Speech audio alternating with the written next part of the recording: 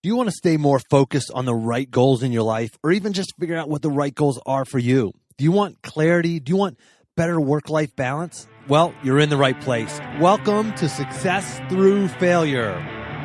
Welcome to the Success Through Failure podcast, the show that reveals failure as your path to success. You'll listen to intriguing interviews with some of the most successful people on the planet and learn how their failures became a launchpad for success and how yours can too.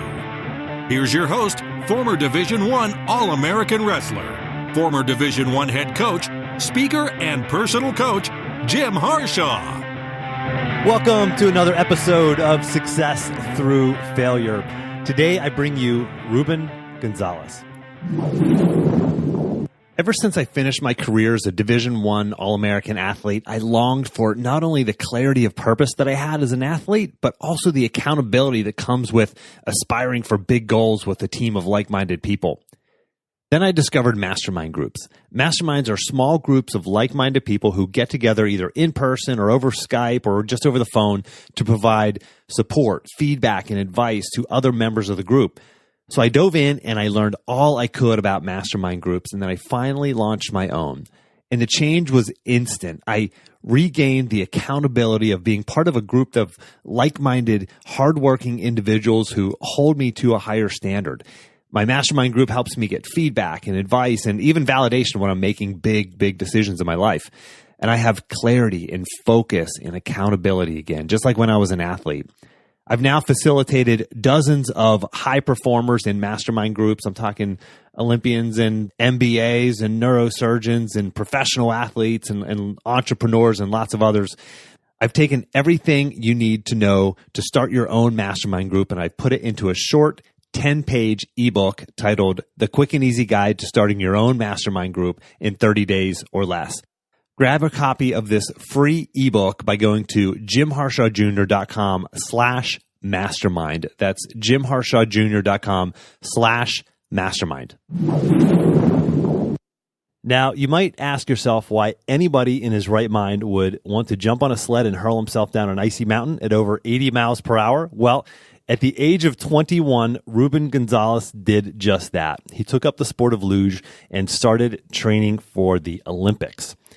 4 years and a few broken bones later, Ruben made his Olympic dream come true. But he didn't stop there. He kept training, and at the age of 47, he was competing against 20-year-olds at the Vancouver Winter Olympics. Ruben is the first and only person to ever compete in 4 Winter Olympics, each in a different decade. And he's still competing at the age of 55. Ruben is also one of the most popular speakers in America. His best-selling book, The Courage to Succeed, has helped countless people achieve their goals and dreams. Get ready to be inspired. And as always, if you don't have time to listen to this entire episode, or if you hear something you like, but you don't have time to write it down, make sure you grab your free copy of the action plan. Just go to jimharshawjr.com/action. Ruben, welcome to the show.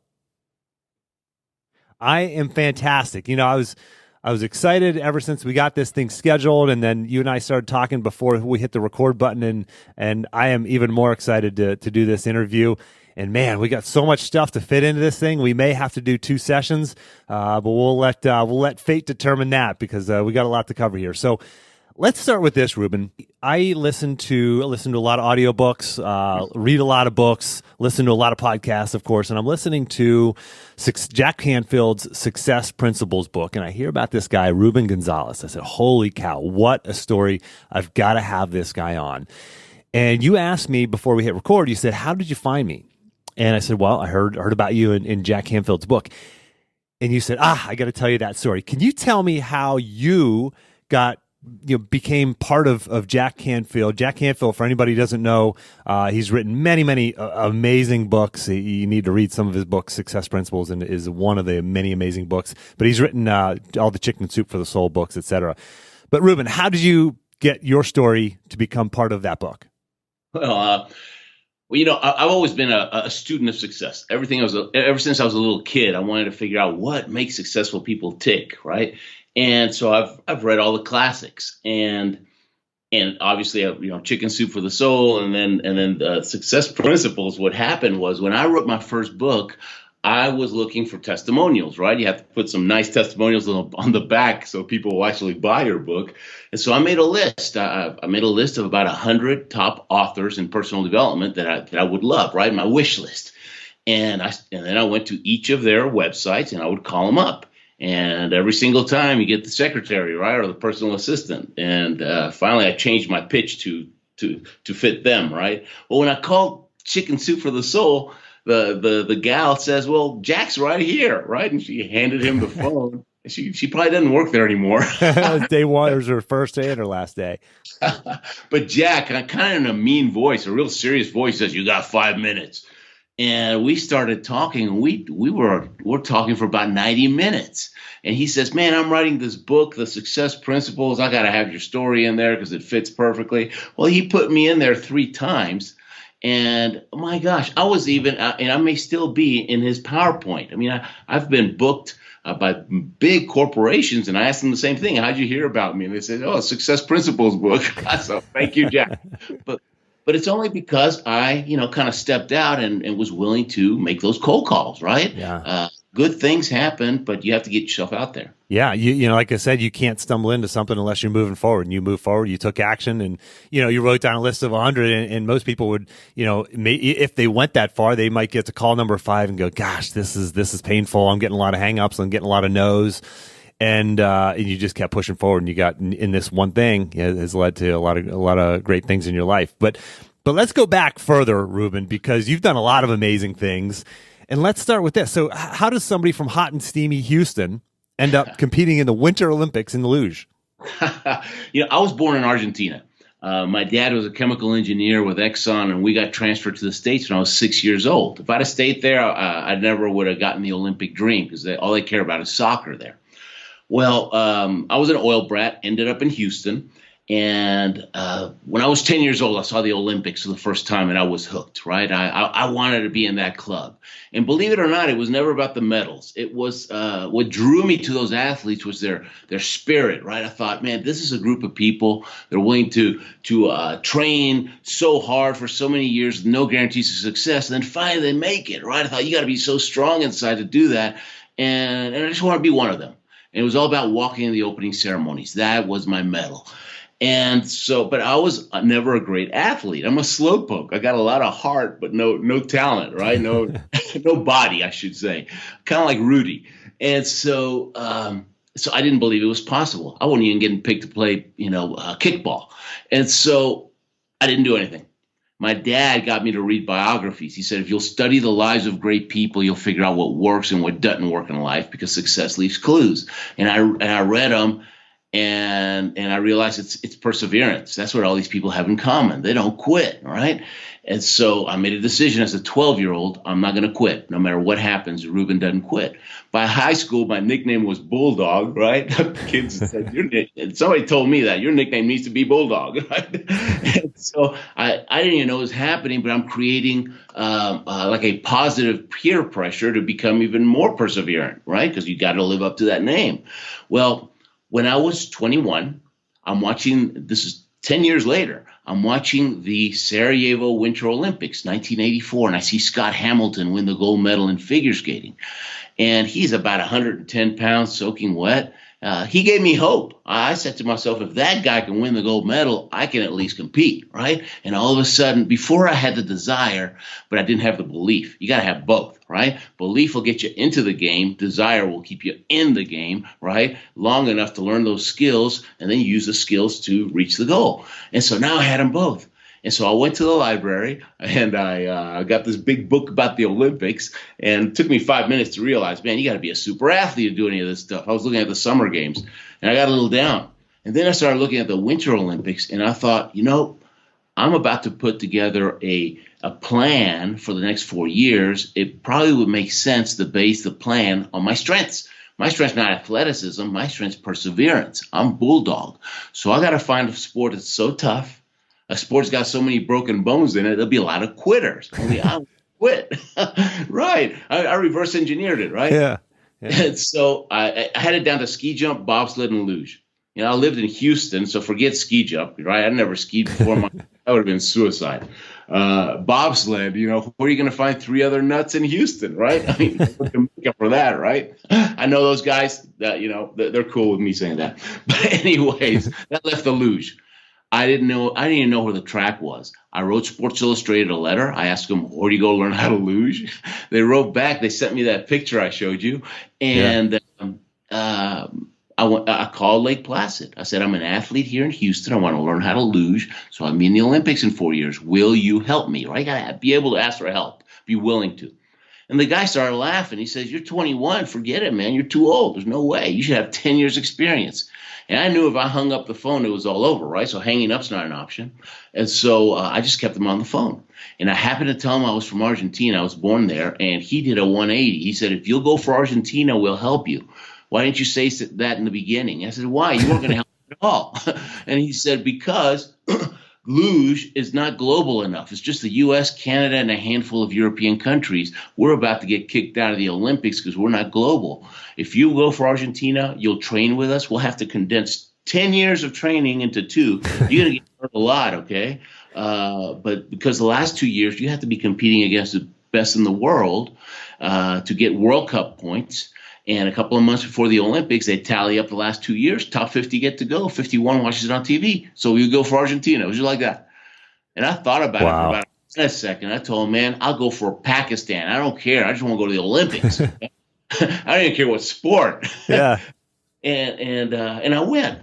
And it was brutal. And I broke bones. And I kept coming back with my attitude going in, which kind of goes with your TED video, TED Talk. My attitude was a broken bone is a temporary inconvenience because bones heal and I'll be back, right? Yeah. And that's what I tell my kids, I always tell them life is tough. It's going to knock you down. You're going to have bloody knees, but guess what? You're going to dust yourself off, pick yourself up, get back in the game because that's what champions do. And you got to tell people it's tough so they put on mental armor and they're ready for the battle. If you tell them, man, it's going to be easy, you can do it, baby, come on. Oh, here's your ribbon for 12th place, then as soon as it gets hard, they'll quit on you. Yeah. Yeah. Wow. And what an absolutely incredible story. Now here it is. You're trying to be the oldest Winter Olympian. Is that right? At 59 years old in Beijing? Yeah. And it just happened. I've had a different motivation for each one. I did Calgary and Albertville back to back. That was 88 and 92. Then I quit. I did other things for about 5 or 6 years. And then my coach talked me into getting back in. He says, the luge needs Argentina. We need more countries again. And he had to talk me into it. But I started training, brought my brother along. He started, and we both made Salt Lake City. It was the first time two brothers competed against each other in the men's luge. Wow. And then quit again, started my speaking business. That was in 2002. It took about 6 years to really get it going. And then I got bored. I got about this 6-7 year itch after about that amount of time. I need a big challenge. So I got back into it and I made Vancouver. I was 47 in Vancouver. Everybody thought I was a coach, okay? Because everybody's in their 20s and 30s. Sure. What are you coaching? No, I'm competing. Come on. What are you coaching? I had to explain it to them. And so now, after another 7-year break, I got the itch again. And last October of 2017, I went to Calgary, took a few runs, see if my neck could even handle the G forces. Right, you're pulling 6 Gs on some of those curves. Wow. I'm sliding better than ever. I'm mentally tougher. I'm actually listening to the coaches for a change. Right, I'm applying what they say right away.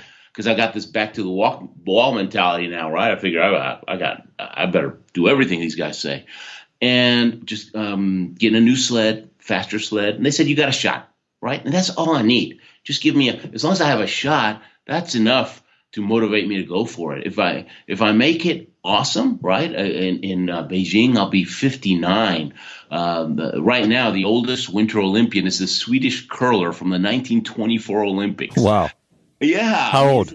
It'll be a 98-year-old record, right? Yeah. How old was the curler? He was 58. 58. And so I'll be 59. And to be honest, Jim, I hope that my my record only lasts 4 years. I want to motivate and inspire other athletes, right? To come out of the woodwork and say, hey, if that guy can go at his age, maybe I got another Olympics in me, and have him come back. And if somebody breaks my record at the next Olympics, I'll be the happiest guy out there. That's incredible. Well, I hope you make your record, and I hope it gets broken too, man. What an incredible story. So, how you talk about all the G's you're pulling. How fast do you go down? If you said, I think 80 miles an hour, is that what it is? What's it feel like going down? What do you call it? A not a ramp. It's a luge track. It's of course. Track. In German, it's the luge bahn, right? The Rodelbahn. But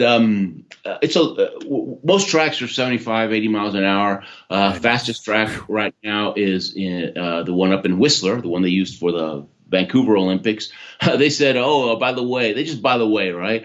The engineers messed up, 95 miles an hour. Ooh. What are you going to do, right? You got to go do it. Wow. But it's actually a great place to train, because even from ladies started doing 90. And so after training in Whistler, you go to the other tracks and you feel like you have so much time to think, right? Sure. And it's really good for mental training. Yeah. We had Cammie Myler. Do you know Cammie? Yeah, sure. So we had her on episode 93, and she shared some of those stories too. Incredible. What an amazing sport.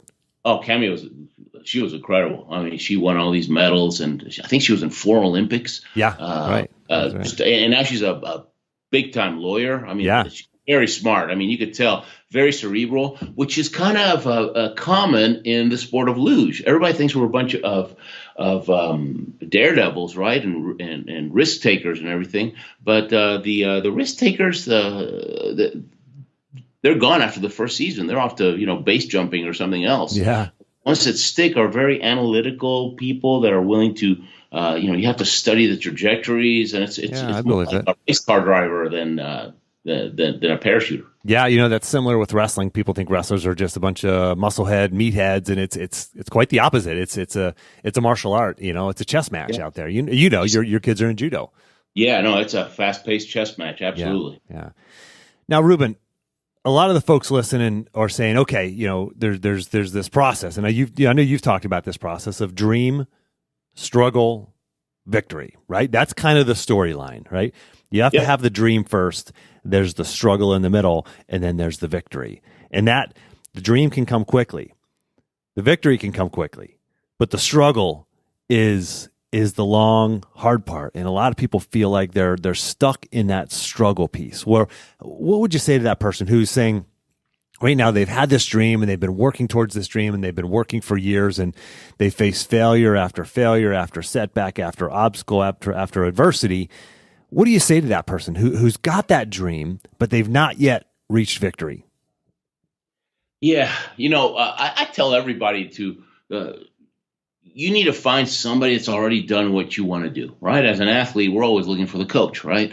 And so you got to find somebody that's done it, not somebody that's an quote expert. He's read every book about it. He's a theorist, but because he's never done it, that guy can't help you. It's got to be somebody that's been in the trenches. And then you have to, and it's okay to approach those people. Okay, it doesn't matter if they're an Olympic medalist, because see, when somebody reaches success, right, you always hear about successful people, but they're always empty inside. They're missing something. Yeah, I'll tell you what they're missing. There's another level beyond success. It's called significance. Okay, that means you've helped other people become successful. So it's a two-way street. You go to that mentor, and as long as you're willing to take action and do whatever they say, right, you're helping them reach significance, because when you succeed, it's going to help them too. See, but if you just want to be a eternal learner, then don't waste your time, because it's no good. So I just say keep going, but find somebody. And sometimes it's just a little tweak. Oh, it's amazing. When I was training for Vancouver, one of the races I had to do was up in Lillehammer. And I've never been to that track before. So I went, and I'm training for about 10 days. By the way, if you train more than 10 days, 2 weeks in one track, you get stale. You get bored, right? Because your mind needs change. And you start flatlining, and you start making stupid mistakes and crash and get hurt. So they try to move us around every 2 weeks, different track, and that keeps you sharp, right? So I'm at Lillehammer training. coming out of curve 13, it looks like I'm going to hit the wall every single time. And so I do this little shake, this little shimmy, and put myself into a skid. And finally I correct, but I'd lose all this time. And coach would say, man, you're coming out of 13 fine. What are you doing? I goes, man, it looks like I'm going to hit that wall. And he says, well, you're not. Then he'd show me videos, and it was true, right? But it was like a mental block, right? And so I come back to Houston. And I got a good friend. His name is Don Akers. He was a boxer. He came one fight away from making it to the LA Games, and he's really into hypnosis, and he knows how the mind works. You really get into your head. He's a great coach. So he said, "Hey, why don't you come over to my house and bring your sled?" Because I had to race in Lillehammer in a few more weeks and do well to have a shot to make it to Vancouver, okay? And so I go to Don's house and bring the sled. He says, lay on the sled and, take a mental run and tell me what you what comes to your head, what you think when you're coming through 13. And it took several times, right? But finally I said, here it comes. He says, here it comes? Is that what you're saying to yourself? Man, you're being totally reactive. You got to be proactive, okay? From now on, your new mantra is, here I come. Here I come. You're going to stick it to that track, okay? And so, man, I wrote here I come all over the place, okay? I had it in front of my steering wheel and my bookmarks everywhere. I even put it on top of the sled. Last thing I see on top of the sled, in the cowling, it says, here I come. And when I went back to Lillehammer, boom, no problem. So see that little tweak, right? From here it comes to here I come. That maybe it's a little thing like that that's holding that person. He's been hitting his head on the wall for 10 years, and he's just one little tweak away from making it. And so that's why you have to talk to the people who've been there. So Ruben, that brings up two questions. Number one is visualization. Sounds like you did a lot of visualization in your training on the way to the Olympics.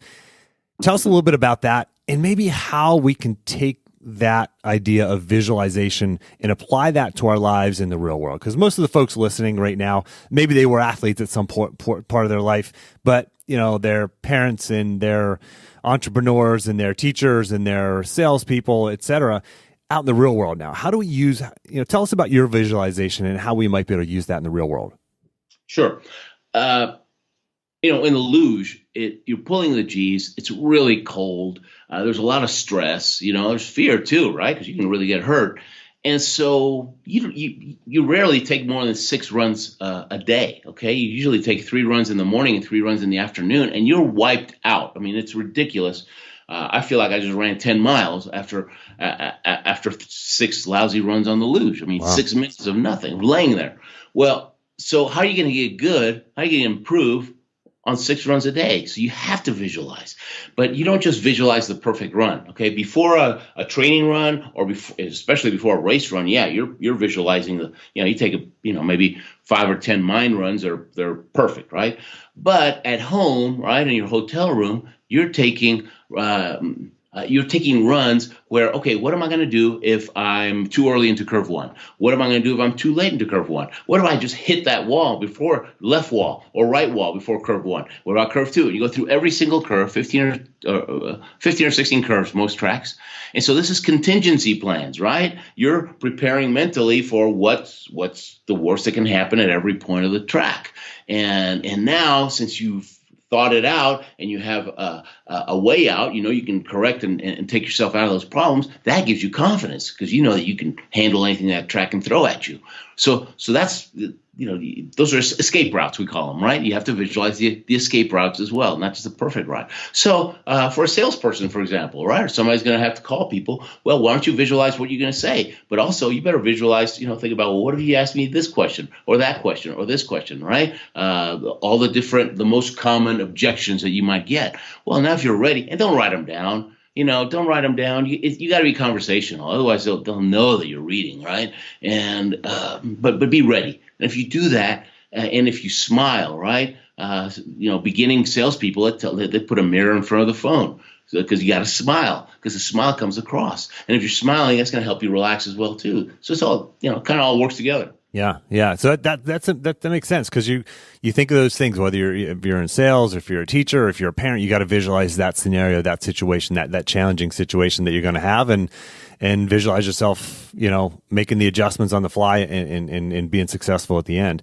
And I said there were 2 things that you brought up there that I wanted to touch back on, and the second one is You talk about writing that quote down on your sled. So that was the last thing you saw before you went down. And before we hit record on this interview, you were showing me around through Skype here, through the video. You were showing me around your office and all these amazing things around your office, right? All these books that you have and these things on the wall and this environment that you've created. So you're always seeing these symbols of success around you. I call this the environment of excellence. Is that important?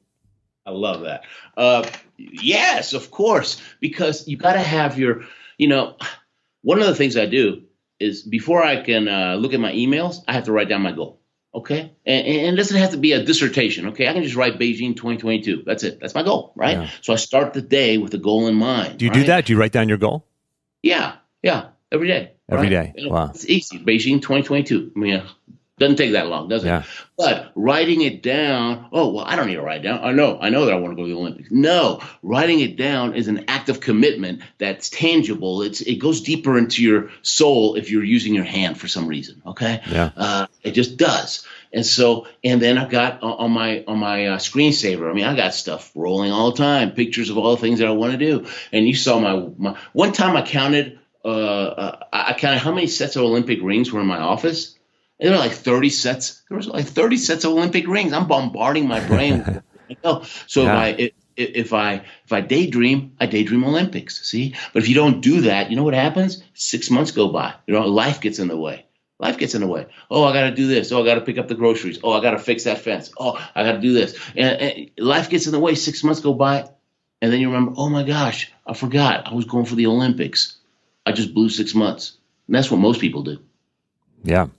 Yeah, whether it's your goal to be in the Olympics or make $1 million or lose 30 pounds or get a promotion or start a business or whatever it might be, I just want to encourage the listener to take this information that Ruben's talking about and apply this to your life, because you have that Olympic dream, whatever that is for you.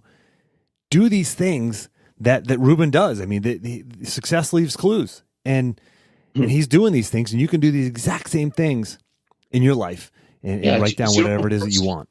Yeah, it's your own personal Olympics, right? I tell my kids. I mean, I've told them a million times, look, guys, the Olympics was my deal, okay? Don't feel like that you need to do that too. You got to figure out what's the Olympics for you, okay? And so our daughter, Gabriella, she just started college. She wants to be a Christian counselor. She's just started going to Moody Bible Institute in Chicago. Grayson, my son, he's into aviation. He'll probably end up going to Air Force Academy. And I've told them a million times, look, guys, even though they've been judo state champs twice, each of them, they're really good and they have a great coach. I've told them, look, if judo's not your deal, don't do this for me. You'll be wasting your life if you do it for me. Okay, you got to do what's in your heart. You got to figure out what yours is. And I think they've gotten it. Ruben, you wrote a book called The Courage to Succeed. How does somebody have that courage to succeed? How does somebody become unstoppable on their way to achieving their goals and their dreams? I believe that you got to have two types of courage to succeed in anything in life. You got to have the courage to get started, right? And then you have to have the courage to not quit. Now, the courage to get started, that comes from believing it's possible, right? If you believe something's possible, heck, I'll give it a shot, right? But if you have the courage to not quit, that comes from your desire. If you want something badly enough, ain't nothing gonna make you quit, right? And so the courage to succeed is those two put together. And when I got started, I just had had a lot of desire but no belief. I wasn't a great athlete. I'm gonna be in the Olympics. Give me a break. I didn't believe it was possible. I didn't do anything for 10 years. It wasn't until I saw Scott Hamilton that belief kicked in.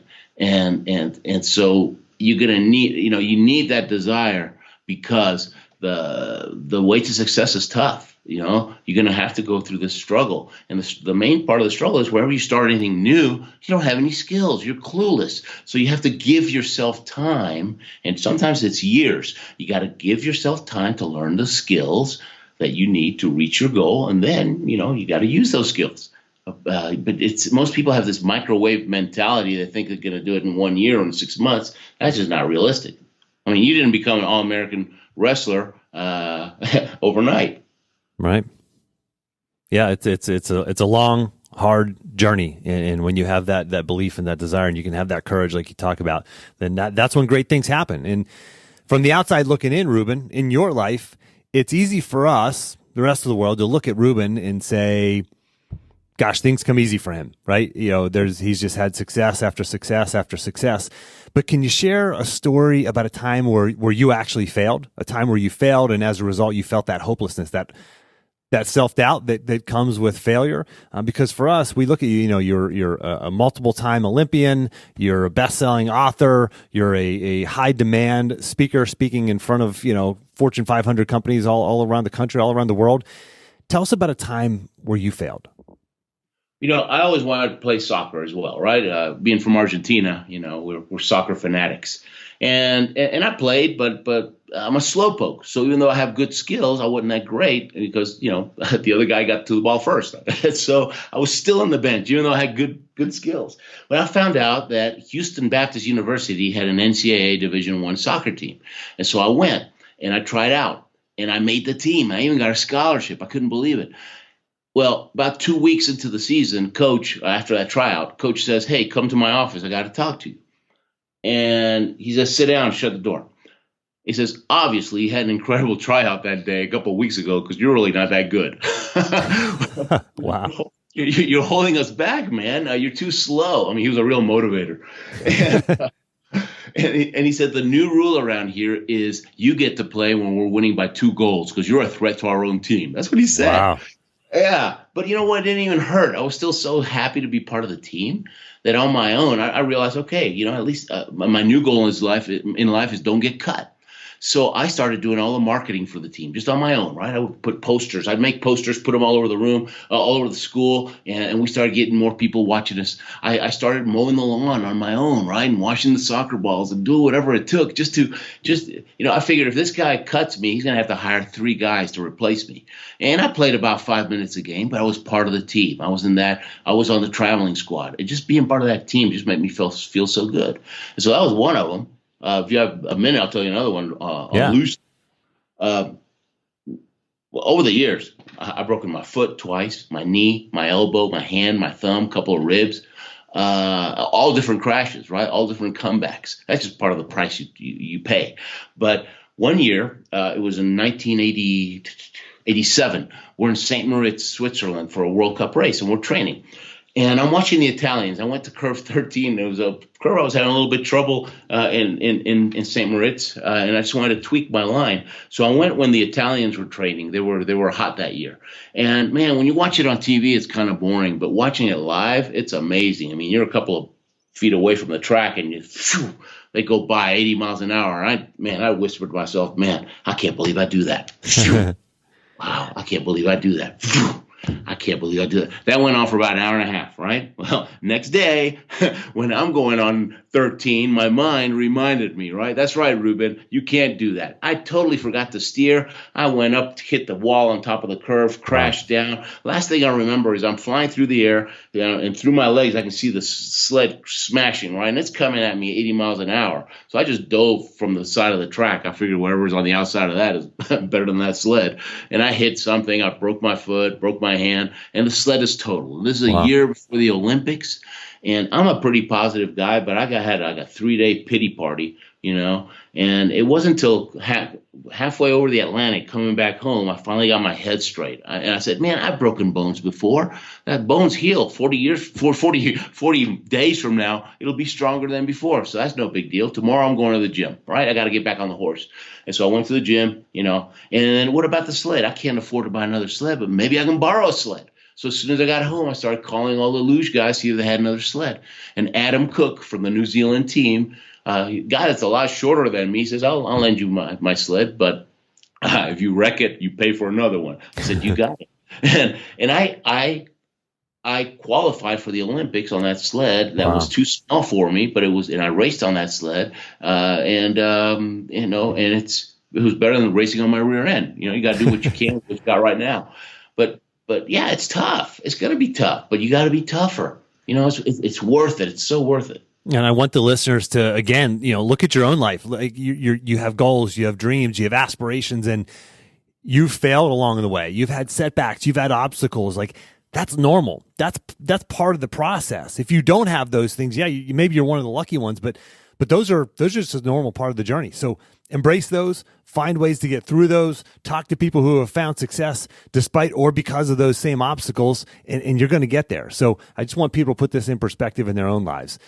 Ruben, we have, we've heard these amazing stories from you, and for me and all the other listeners who are bought in, what would you say, what can we do in the next 24 to 48 hours to really, start taking action on the things that you taught us here today? What was maybe one or two action items you can give us?